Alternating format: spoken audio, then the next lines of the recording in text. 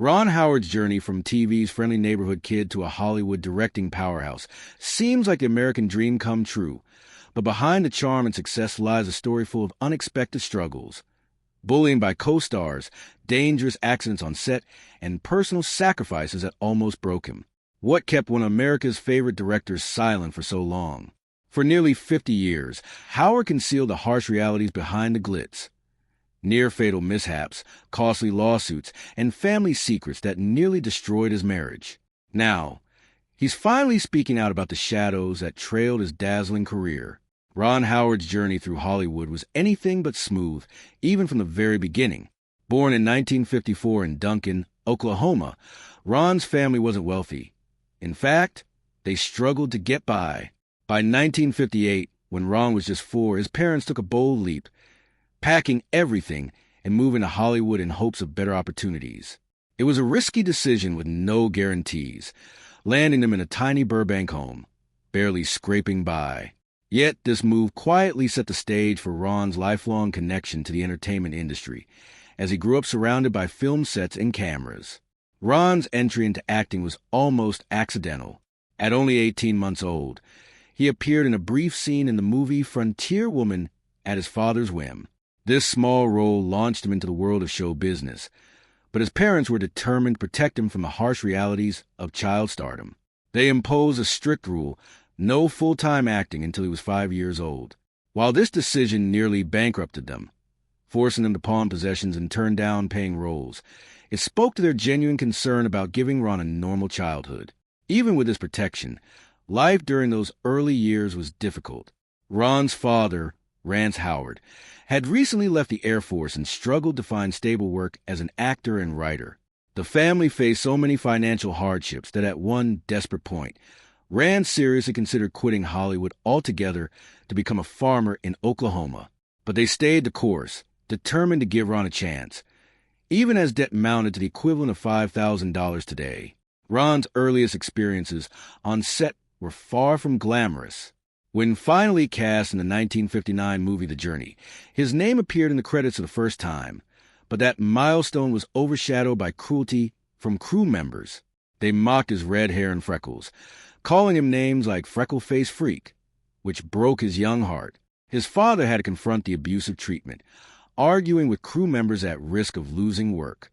The job barely paid over $12,000, but it meant the world to the family. Despite those challenges, Ron's parents tried to maintain normalcy. They kept him in public school and encouraged him to be just a regular kid whenever possible. However, the increasing pressures of the industry seeped into his life.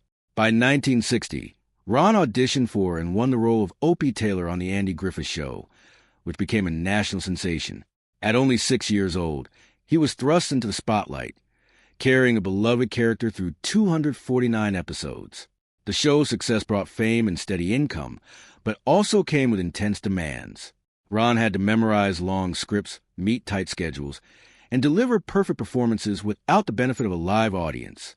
Behind the scenes, he was growing up fast, balancing the innocence of childhood with the responsibility of a workaholic lifestyle.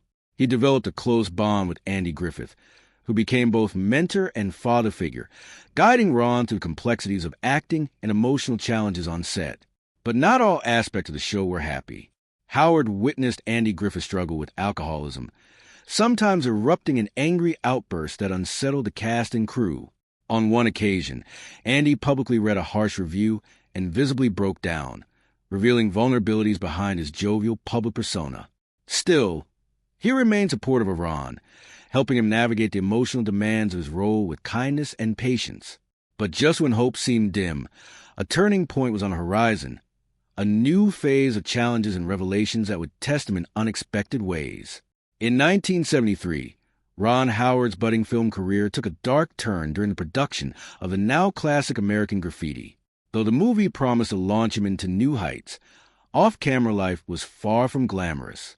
Co-stars Harrison Ford and Paul Le Mat subjected Ron to relentless bullying, marking what he later called his only moment of Opie shaming. The torment included throwing beer bottles near his car, locking him inside a trailer to make him miss rehearsals, and spiking his drinks, all because Ron had been a beloved child star and they didn't respect that legacy. Howard endured this harassment silently. The humiliation gnawed at him, but he kept his pain private for decades, unwilling to tarnish the film's success or his own image. At that time, Hollywood was hardly a kinder place, especially for those who had transitioned from child acting to adult roles. Ron's experience exposed a harsh reality that even fame did not shield him from cruelty on set. Despite the torment, Ron persevered, managing to complete his role and earn $10,000 from the film. It was a modest sum compared to the box office success American Graffiti would achieve, grossing over $115 million in the United States alone. Yet, the emotional scars from the bullying lingered, shaping Ron's approach to relationships and trust within the industry. The time period of several years brought Harrison Ford to express his apology to Ron because he understood the damaging effects that his treatment of Ron had caused to Ron. The apology provided some degree of resolution, yet the incident continued to exist as a disturbing memory throughout Howard's professional path. The study demonstrated how childhood stardom presents both temporary success and difficulties which young performers face when they attempt to interact with Hollywood's social networks. The experience showed how industry relationships bring about difficulties that people who work together in the field face. American Graffiti developed into a classic film, yet its production faced destruction through toxic behavior that remained unknown to everyone except members who belonged to its close-knit group. The public statement from Ron explained how child actors experience intense pressure to show themselves without any faults because their internal struggles remain hidden from others. Ron experienced a profound transformation to his Hollywood perspective through this event, which led him to make a decision to leave acting behind in favor of directing work, which allowed him to control his surroundings. The incident established his dual need for caution and resilience, which would guide him throughout his leadership responsibilities on subsequent film productions. The Opie shaming incident served as a personal challenge for Ron, which transformed into a critical moment that equipped him to handle the difficult situations which would arise during his upcoming professional career. From these early setbacks and painful betrayals grew a new phase of triumphs and trials, as one of television's brightest stars navigated the highs and lows of sudden fame. When Ron Howard landed the role of Richie Cunningham on Happy Days in 1974, it seemed like a fresh start. The show offered him steady work and a chance to redefine himself after years of struggle transitioning from child star to respected actor. The first episode drew in 11 million viewers, signaling a bright future. Initially centered on teenage life in 1950s Milwaukee, Happy Days slowly evolved into a cultural phenomenon. By 1976, the show skyrocketed in popularity, thanks in large part to Henry Winkler's breakout role as the Fonz. Fonzie's rebellious charisma captured the audience's imagination, and ratings soared to 31 million viewers weekly. However, this shift brought challenges for Ron. Though he had been the show's lead from the start, he now found himself overshadowed in the public eye and the producer's plans. ABC executives pushed to rename the series Fonzie's Happy Days to capitalize on Winkler's rising fame. This proposal struck at the heart of the original story, sidelining Ron's character Richie. Not willing to be pushed aside, Ron gave an ultimatum in November 1976. He would quit if the show's title changed. The threat nearly ended the series, but public outrage saved it. More than 10,000 angry letters flooded ABC, demanding that the show keep its original name. The network relented, preserving Happy Days as a title in Ron Howard's place as its leading star. Yet, beneath the victory simmered tension. The rise of Fonzie had altered dynamics on set, setting the stage for jealousy and resentment. Even as the show pulled in $50 million a year by 1977, the cast grappled with issues over screen time, pay disparities, and favoritism. Ron earned $25,000 per episode, roughly one-third of Henry Winkler's $75,000. Anson Williams, who played Potsy, was making even less, half of Ron's salary. These inequities created friction that grew over time. During a November 1976 shoot, Williams walked off set reportedly furious that a scene had been rewritten to favor Ron. Rumors of on-set fights and deep resentment circulated, though no physical altercations were confirmed. ABC sought to keep these disputes quiet to protect the show's image and $50 million merchandising machine. Yet, the problems bubbled under the surface for years. In 2012, Anson Williams and other former cast members sued CBS over unpaid royalties from Happy Days merchandise. Though Ron was not involved, he later admitted in 2025 that these moments nearly destroyed friendships forged during the show's peak. Amid the conflicts, Ron quietly began exploring avenues beyond acting. In early 1975, he directed his first short film, Deed of Daring Do, using a tiny budget and a brief 2-week break. Henry Winkler even made a cameo, signaling their complicated but ongoing bond. The short success encouraged Ron to pursue directing full-time, planting the seeds for his future trajectory. Ron's experiences on Happy Days set the stage for a dramatic shift in his career as he prepared to face new challenges behind the camera. Moving on from child star struggles toward creative control, Ron Howard's shift from in front of the camera to behind it marked a bold new chapter that would define his career. While still starring on Happy Days, he quietly made his first short film, Deed of Daring Do, in early 1975, working with a shoestring budget of just $2,000 and shooting in a mere 2 weeks. Ron showed early signs of directorial promise. Henry Winkler, his co-star, made a cameo, adding a friendly nod from their complex on-set relationship. Though rumors swirled about plagiarism, no evidence ever linked Ron to copying, reflecting the unclear copyright landscape at the time. This modest project wasn't just a side endeavor. It won a small prize at the Atlanta Film Festival that September, giving Ron the encouragement he needed to pursue directing more seriously. That push led to his first feature film, Grand Theft Auto, released in 1977. Shot on a budget of $600,000, it became a surprising success, grossing around $15 million. Despite the accomplishment, the production was anything but smooth. An on-set stunt accident seriously injured Paul Bartel, leaving Ron worried his directing career could be over before it began. The lawsuit that followed was quietly settled in 1978, but the incident deeply affected Ron. The experience brought home the dangers that could lurk behind movie magic, cementing his lifelong commitment to on-set safety. This focus would shape his reputation in later years as a director who valued not just the craft but the well-being of his cast and crew. Grand Theft Auto, while far from a blockbuster, set the foundation for a conscientious directing style that balanced ambition with care. After his transition to directing, Ron achieved his first major success with Splash, which he released in 1984. The romantic comedy film, which cost $11 million to produce, achieved almost $70 million in box office earnings. The production team experienced internal conflicts, which created problems throughout the entire project. Hanks had a reputation for throwing temper tantrums whenever someone altered the script, and he almost lost the film because of his explosive argument with staff members. Ron intervened in the fight, which demonstrated his ability to control dangerous situations on movie sets. The studios wanted to cancel Splash because they believed the film would not succeed. Disney protected the movie through its belief in the Touchstone label, which allowed the film to continue operating successfully. Ron learned from this experience that potential projects could fail at any time, which established his need for continuous leadership during movie production. The lessons he absorbed from Splash shaped how he faced Hollywood's ups and downs with a clearer vision of what directing demanded.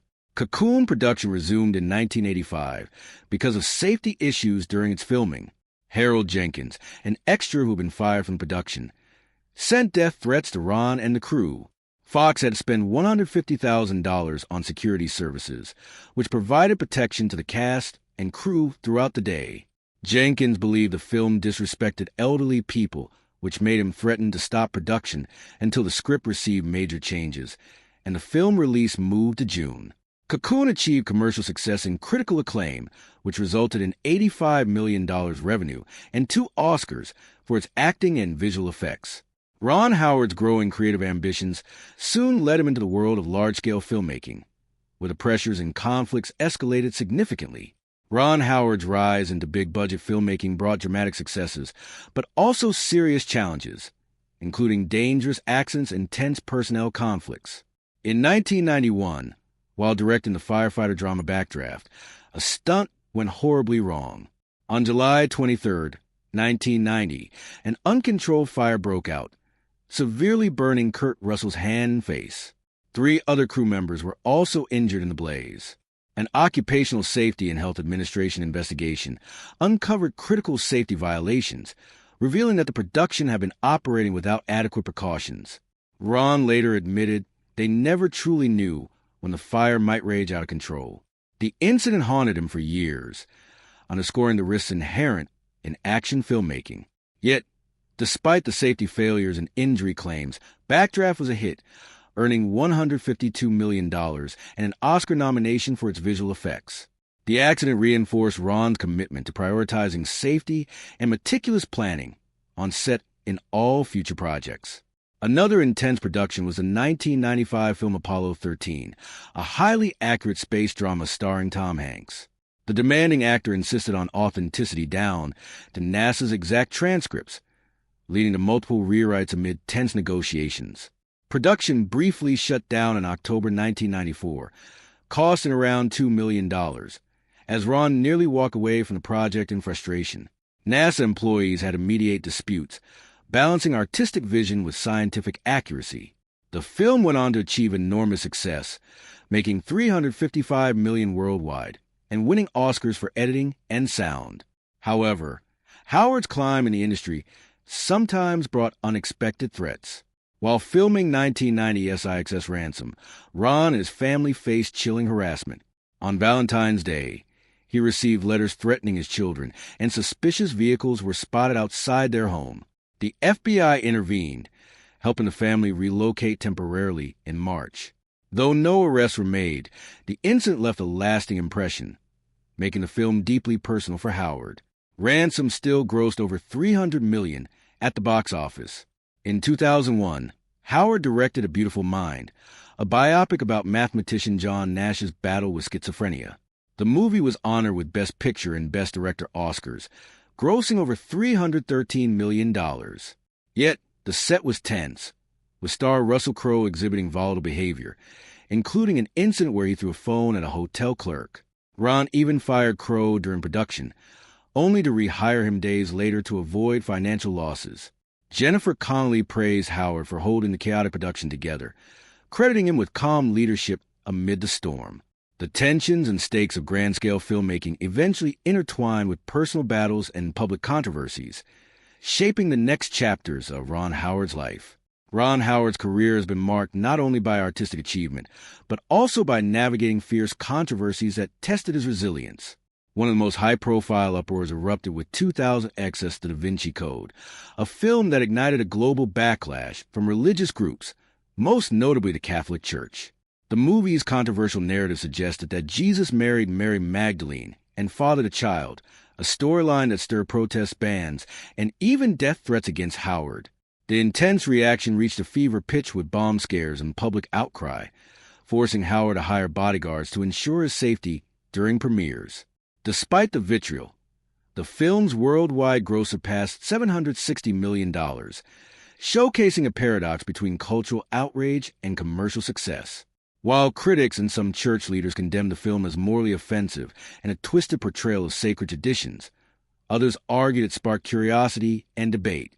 The Vatican discouraged followers from watching it, but ultimately chose not to mount an organized boycott, recognizing the unintended promotional effect.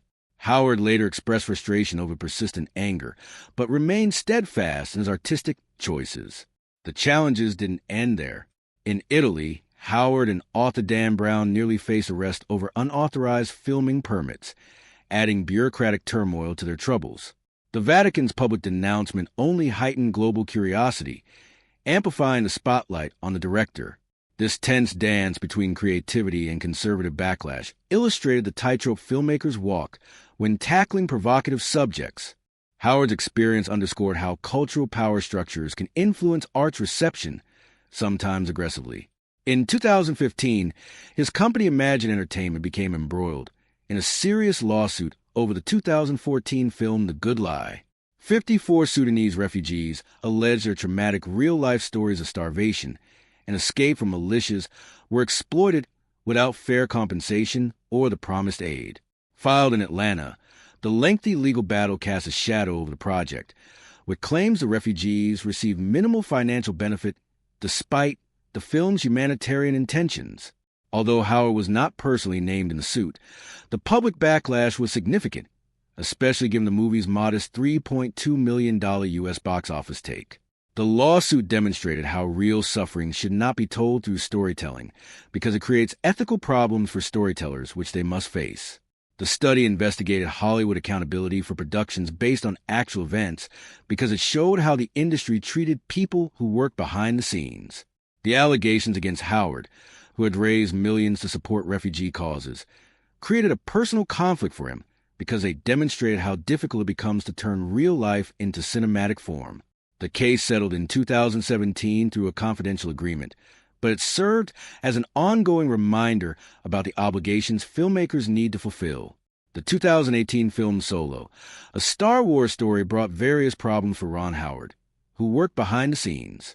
After firing the original directors, Howard took over the project to complete it through his work on the reshoots. The project required work on 70% of the film, which resulted in budget costs reaching $275 million. The critics claim Howard removed the original director's edgy style from the film, which he replaced with a standard filmmaking method that made the movie less authentic. Howard's performance in this role created two types of legal problems, because it generated fan petitions that opposed his artistic choices. The actors needed to work together with the team because they required additional support to adapt to the new performance style, which resulted in a postponed release date. The ousted directors from Lord and Miller decided to take executive producer positions, while they rejected directing credits.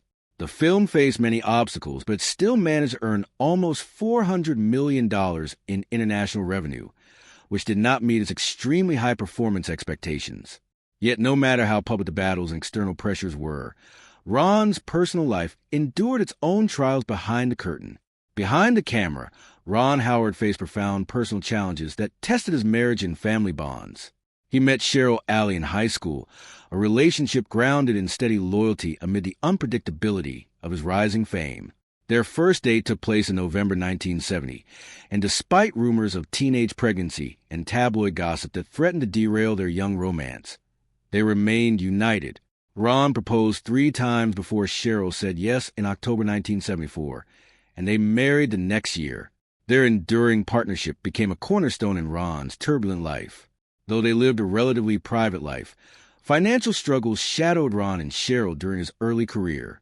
In the early 1970s, Ron delivered newspapers to support their outings, making just $150 a month. A serious car accident in 1971 left him with whiplash and $3,000 in medical bills, daunting sums at a precarious point in his career. He even sold his bicycle to cover costs, and the lingering pain affected some of his later acting performances. These hardships underscored the fragility of life before the fame and fortune arrived. Despite the commercial and critical success of films like American Graffiti, Ron faced industry inequities. Though the movie earned over $115 million in the United States, Ron received a flat $10,000 with no share of the profits.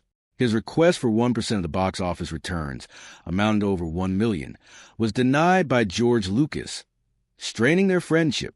These financial frustrations further motivated Ron to secure roles on television, notably Happy Days, which offered him steady income and a platform for reinvention. The success of Happy Days, which generated millions of dollars each year, created hidden conflicts among the production team.